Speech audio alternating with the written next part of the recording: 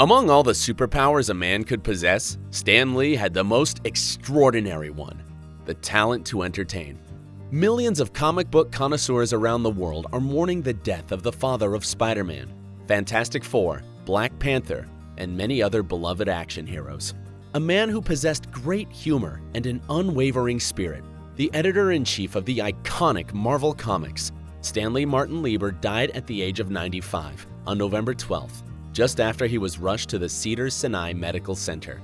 As a tribute to this great man, we'll look back on Stan Lee's amazing life, his first and last cameos in his movies, and most importantly, the leading role that he played in all of our lives.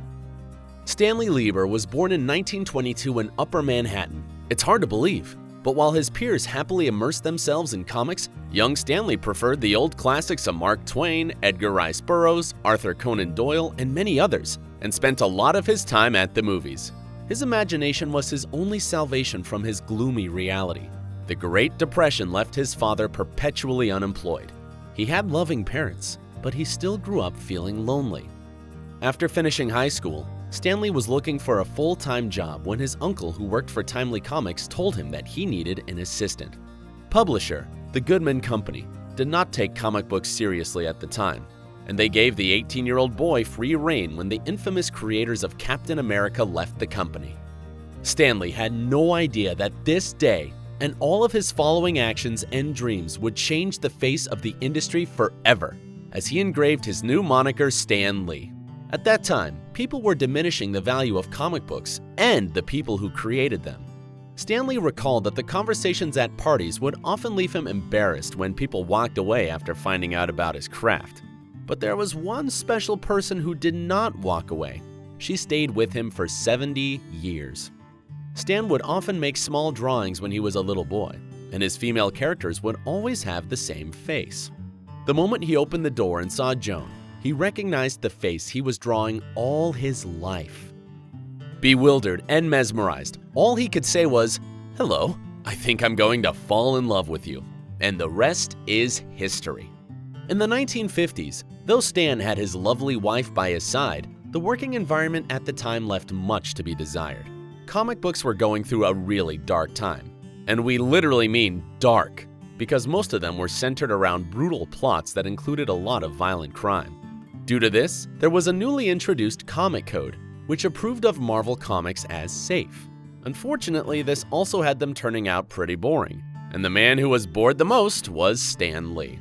At some point, Stan Lee was unsatisfied with the childish stories they had created, and so he decided to quit.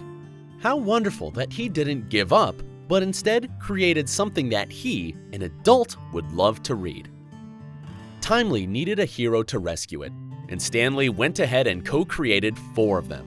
In 1961, the Fantastic Four appeared under the newly renamed Marvel Comics. The success of the 4 friends with mutant superpowers was extraordinary and was followed by the Hulk.